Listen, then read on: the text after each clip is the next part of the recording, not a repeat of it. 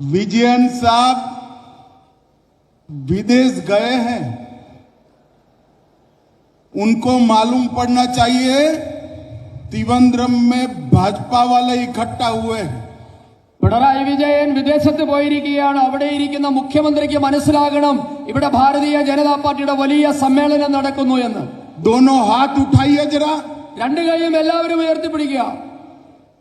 विकसित केरलम के संकल्प की मुट्ठी भींचिए വികസിത കേരളത്തെ മനസ്സിൽ സങ്കല്പിച്ചുകൊണ്ട് और प्रचंड आवाज से बोलिए भारत माता की ജയ്, भारत माता की ജയ്. ഇത് കണ്ടുപഠിക്കണം, അമിത്ഷയെ കണ്ടുപഠിക്കണം. അമിത്ഷാ എങ്ങനെയാണ് തന്റെ അണികളെ കയ്യിലെടുക്കുന്നതെന്ന് നോക്കൂ. അമേരിക്കയിൽ ചികിത്സയിൽ കഴിയുന്ന പിണറായി വിജയൻ ഇവിടെ തിരുവനന്തപുരത്ത് നടക്കുന്ന BJPയുടെ മീറ്റിംഗിലെ മുദ്രാവാക്യം വിളിക്കേട്ട് ഞെട്ടണം എന്നാണ് പറയുന്നത്. 2026 കേരളം NDA പിടിക്കും, BJP പിടിച്ചിരിക്കും. ഇത് കട്ടായം ഇതാണ്. മറ്റാരുമല്ല പറയുന്ന അമിത്ഷയാണ് പറയുന്നത്. ഇന്നലെ തിരുവനന്തപുരത്ത് BJPയുടെ കാര്യാലയത്തിന്റെ ഉദ്ഘാടനം കഴിഞ്ഞ് അദ്ദേഹം പറഞ്ഞിട്ടുള്ളതാണ്. കാരണം അതിന് വ്യക്തമായ പ്ലാനുകളുണ്ട്. അതും ആ പദ്ധതിയുമായിട്ടാണ് കേരളത്തിലേക്ക് അമിത്ഷാ ഇത്തവണ വന്നിട്ടുള്ളത് എന്നുള്ള കാര്യം മറന്നുകൂടാ.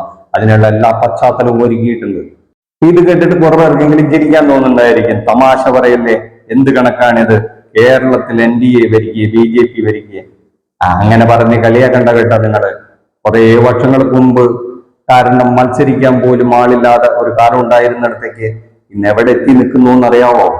ഈ 2024 ലോക്സഭാ തെരഞ്ഞെടുപ്പ് നടന്നപ്പോ മൊത്തം 11 അസംബ്ലി മണ്ഡലങ്ങളാണ് BJP ഒന്നാം സ്ഥാനത്ത് എത്തിയിരിക്കുന്നത് മറക്കണ്ട. 9 രണ്ടാം സ്ഥാനമുണ്ട്. ഏതാണ്ട് 10 മണ്ഡലങ്ങളിൽ 5000-ൽ തൊട്ട് താഴെ വോട്ടുകൾക്ക് മാത്രമാണ് ജസ്റ്റ് മൂന്നാം സ്ഥാനത്തേക്ക് പോയത്. അതുകൊണ്ട് തന്നെ 30 അസംബ്ലി മണ്ഡലങ്ങളെങ്കിലും BJP കൃത്യമായ പ്ലാനോടുകൂടി ഒന്ന് ആഞ്ഞു പിടിച്ചാൽ വിജയിക്കാൻ കഴിയുന്ന സ്ഥിതിയിലാണ് ഇപ്പോൾ നിൽക്കുന്നത്. അതാണ് കേരളത്തിലെ BJPയുടെ രാഷ്ട്രീയം. തിരുവനന്തപുരത്തെ ആറ്റിങ്ങൽ, കാട്ടാക്കട, തൃശ്ശൂരിലെ മണലൂർ, കൊല്ലൂർ, തൃശ്ശൂർ, നാട്ടികായി, ഇരിങ്ങാലക്കുട, പുതുക്കാട് മണ്ഡലങ്ങളിലെല്ലാം ഒന്നാം സ്ഥാനത്താണ്. രണ്ടാം സ്ഥാനം 9 ഇടത്താണെന്നുള്ള മറക്കരുത്.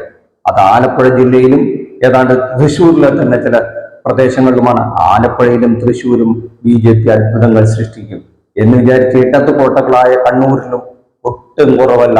അവർ പലയിടത്തും അവരുടെ വോട്ട് ഷെയർ ഡബിൾ ആക്കിയിട്ടുണ്ട്. ആലപ്പുഴ ജില്ലയിലാണ് വമ്പൻ നേട്ടം. ഏതാണ്ട് 20%-ന്റെയും 30%-ന്റെയും ഇടയിൽ വോട്ട് ഷെയർ ഉണ്ട്. തൃശ്ശൂർ ജില്ലയിൽ അത് വിജയത്തിലെത്തിച്ച് ഏതാണ്ട് 38%-ഓളം തൃശ്ശൂർ സുരേഷ് ഗോപി എത്തിച്ചിട്ടുണ്ട്.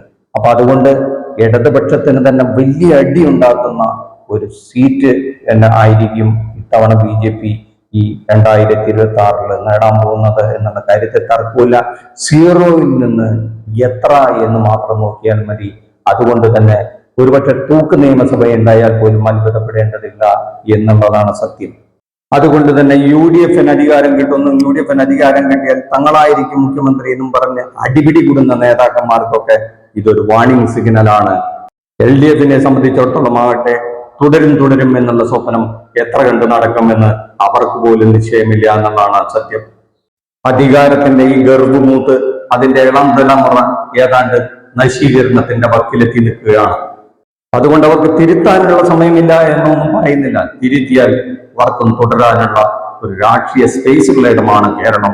കാരണം മതേതരത്തിനും ജനാധിപത്യത്തിനും ഭരണഘടനയ്ക്കുമെല്ലാം മൂല്യം നൽകുന്ന വലിയൊരു ജനവിഭാഗമുണ്ട്. അതുകൊണ്ട് തീർച്ചയായും ഇടതുപക്ഷത്തിന് നിരാശപ്പെടേണ്ട ഭൂമികയല്ല കേരളം എന്നുള്ളത് പറഞ്ഞുകൊണ്ട് നിർത്തട്ടെ.